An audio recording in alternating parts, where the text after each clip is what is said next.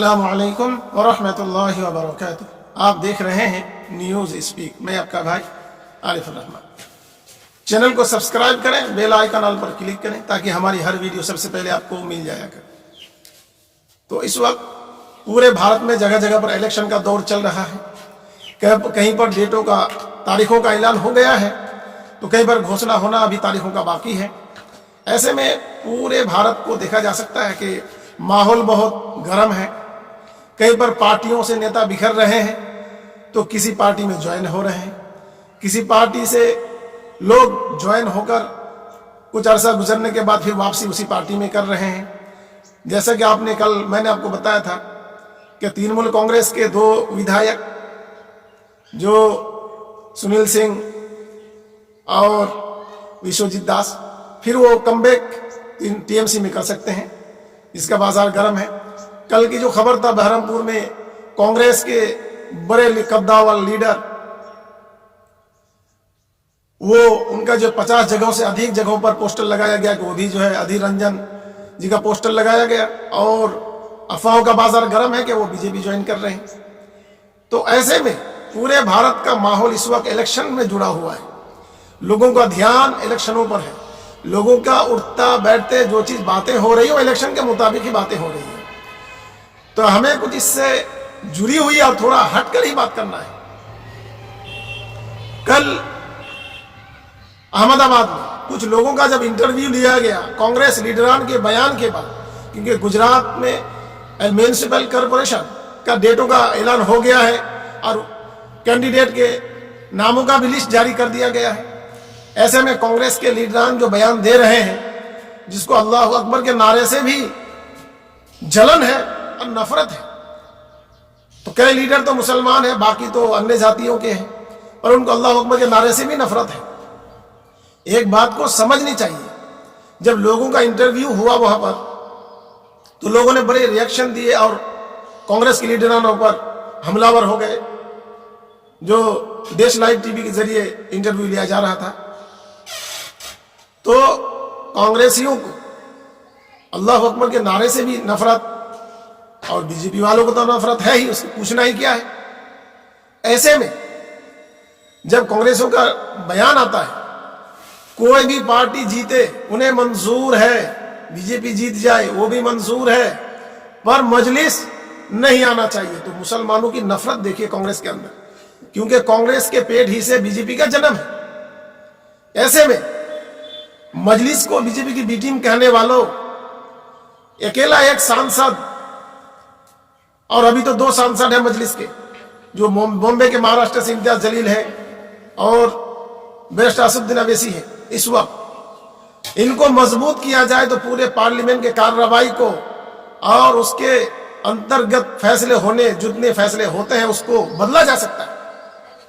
जैसा आप एनआरसी का बिल ले लो, बैरिस्टर असदुद्दीन अवैसी अकेले थे जब एनआरसी का बिल संसद में पेश हुआ और पास किया गया, तो इन्होंने उसकी मुखालफत की, जोरदार मुखालफत करते हुए, और आदिवासी, पिछड़ी जाति, मुसलमान और कमजोर तबके के लोगों के लिए आवाज उठाया और एनआरसी बिल को उसी सांसद में पार्लियामेंट ने फाड़ दिया। जबकि बीजेपी के 300 विधायक हैं, सांसद हैं और अन्य पार्टियां हैं, किसी ने आवाज नहीं उठाई। अकेला असदुद्दीन अवैसी ने आवाज बिल को फाड़ दिया। अगर हम इसको मजबूत करते हैं तो पूरे देश के माहौल, पूरे देश में अमन का माहौल बनेगा। एनआरसी का बिल लाने वाला कोई और नहीं है, वो कांग्रेस है, और उसको लागू करने वाले बीजेपी सरकार है। तो मेरे भाइयों, यह समझने की बात है कि मजलिस को बीजेपी की बी टीम कहने वालों से खासकर निवेदन है कि सियासत का पाला समझो और मजलिस को बी टीम कहने के बजाय ये गढ़ बांध लो अपने ऊपर कि कांग्रेस ही है जो बीजेपी की बी टीम है, क्योंकि इसने हमेशा से मुसलमानों का शोषण किया, मुसलमानों को धोखा दिया है। ऐसे स्थिति में मुसलमानों के पास कोई ऐसा ऑप्शन नहीं था, और इस वक्त बहुत बड़ा ऑप्शन है। एक तो पूरे भारत में ऑल इंडिया मजलिस इत्तेहादुल मुस्लिमीन एक ऐसा ऑप्शन है जो कमजोर के लिए और मुसलमानों के लिए, दलित, पिछड़ी और आदिवासी जातियों के लिए इतना बड़ा ऑप्शन है, जो बाबा अम्बेडकर के संविधान के अंतर्गत उसके लिए आवाज उठाती है और लड़ती है और लड़ेगी। और जो सरकार यहाँ के नागरिक और भारतवासियों के साथ नाइंसाफी करे तो उसके लिए आंदोलन होना चाहिए, जैसा कि किसान आंदोलन कर रहे हैं। ये बता दिया कि हमारे साथ जब भी नाइंसाफी होगी तो हम ऐसे ही आंदोलन करेंगे और कानून को बदलना होगा सरकार। इस वक्त जबकि बीजेपी के पास 300 सांसद है, पूरी हुकूमत है, फिर उसके बाद भी चीन के नाम लेने से बीजेपी घबराती है। चीन पर कार्रवाई तो दरकिनार, उसके नाम लेने से घबराती है बीजेपी सरकार।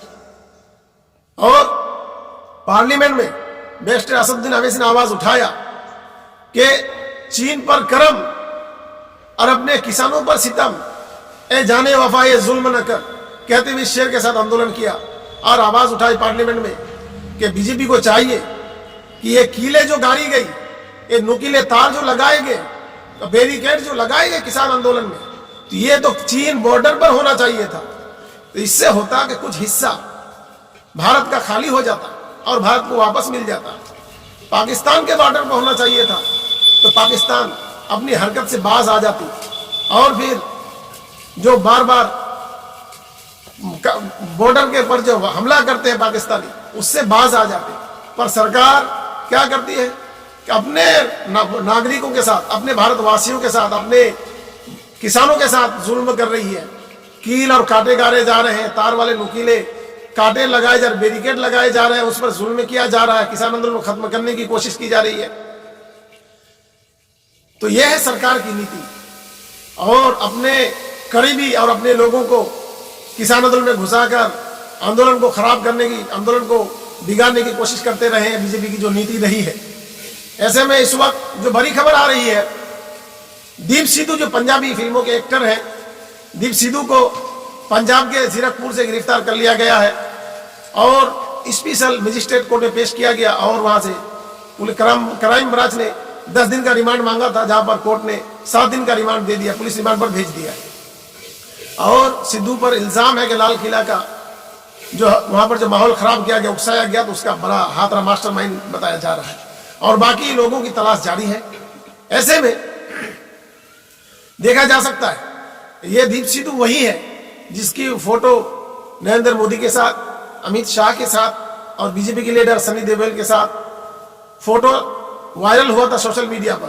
तो इसकी गिरफ्तारी हो गई है, अन्य लोगों की तलाश अभी जारी है। तो इस वक्त भारत का जो इलेक्शन का माहौल है, पश्चिम बंगाल में भी इलेक्शन होना है, अभी इसके तारीखों का ऐलान भी अनकरीब होने वाला है। ऐसे में यहाँ का बाजार बहुत गर्म है। इस वक्त मेरे सोच और विचार से इस बात को आप अंदाजा लगाइए, पूरे बंगाल में 294 सीटें हैं। 294 सीटों में से अगर 100 सीट बीजेपी को दे देते हैं, फिर भी 194 सीटें हमारे पास है। तो 194 सीटें हमारे पास है और भी इधर बहुत सारी पार्टियां हैं, कांग्रेस है, सीपीएम है, यूनाइटेड सेकुलर फ्रंट है, अब्बास सिद्दीकी की नई पार्टी, और उसके साथ अभी और भी अन्य पार्टियां, छोटी छोटी पार्टियां हैं जो इस वक्त ममता सरकार के गठबंधन में हैं।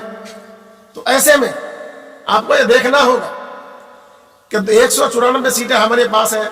ऐसे में अगर हम 20 सीटें, 20 से 25 सीट ले लीजिए, 25 सीट अगर हम ये सीपीएम, कांग्रेस और यूनाइटेड सेकुलर फ्रंट को दे देते हैं, क्योंकि गठबंधन है इन लोग तीनों का, फिर भी हमारे पास 174 सीटें बचती हैं। 174 में से इस वक्त जो अन्य पार्टियां हैं उनको 24 सीटें दे दी जाए तो कितना बचता है? 100-150 सीटें हमारे पास बचती है। 50 सीटों पर मजलिस को रख लीजिए आप, या 105 ममता दीदी को दे दीजिए, टीएमसी को, और 45 सीटें मजलिस को दे दीजिए। और जो लोग ममता के साथ गठबंधन में, वो तो है ही। अगर सरकार बनाने की नौबत आती है तो बीजेपी सरकार नहीं बना सकती। हमारे इस पोल के हिसाब से आप देख सकते हैं। ऐसे में अब दीदी को जरूरत पड़ेगी कुछ सीटों की। अगर कांग्रेस और सीपीएम गठबंधन तीनों जो है, अगर बीजेपी पाले में चला भी जाता है तो फिर भी दीदी के पास ऑप्शन है मजलिस। तो मजलिस जिधर जाएगी सरकार उसी की गठन होगी। तो दीदी की मनमानी में भी लगाम लगेगा और मुसलमान, आदिवासी, कमजोर तबकों के लिए भी काम अच्छा होगा। तो इस वक्त तो हमारी सोच विचार से मजलिस को मजबूत करना चाहिए, क्योंकि ये पार्लियामेंट में भी है और विधानसभा में भी अगर हाजिर हो जाता है तो इससे क्या होगा, पूरे बंगाल का भला होगा। जो विधानसभा से हल ना हो वो पार्लियामेंट से हल किया जाएगा, पार्लियामेंट से खींच कर लाया जाएगा। तो इसमें पूरे बंगाल वासियों के लिए बड़ा संदेश है, बड़ा प्यार का पैगाम है। तो इसमें अगर हम मजलिस को मजबूत करते हैं, इस कमजोर तबकों के लिए बड़ा फायदा साबित हो सकता है। ऐसे में अगर मजलिस मजबूत होकर उभर कर सामने आती है तो फिर मजलिस मजबूत होने पर गरीबों के साथ नाइंसाफी नहीं होगा, कमजोर तबकों के साथ इंसाफ किया जाएगा, किसी भी व्यक्ति को सताया नहीं जाएगा, उसके साथ इंसाफ का मामला किया जाए, उसका हक उसको दिया जाएगा। और जो काम बाकी है, टीएमसी ने जो काम अधूरे छोड़े उसको पूरा किया जाएगा। जब टीएमसी ही गद्दी में आएगी गठबंधन की सरकार में, तो अपने लागू जो अधूरे काम है उसको पूरा किया जाएगा।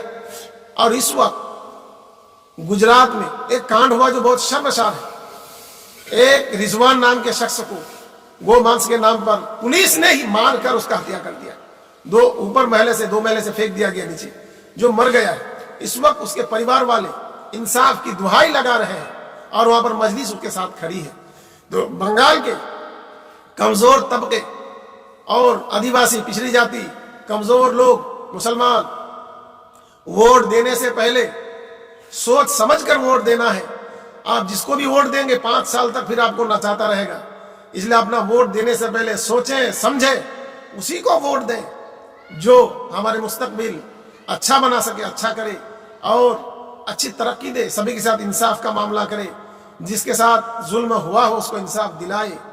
तो यह हमारी निवेदन है। तो आप हमारे साथ ऐसे ही जुड़े रहें ताज़ा अपडेट के साथ। अस्सलाम वालेकुम व रहमतुल्लाहि व बरकातहू।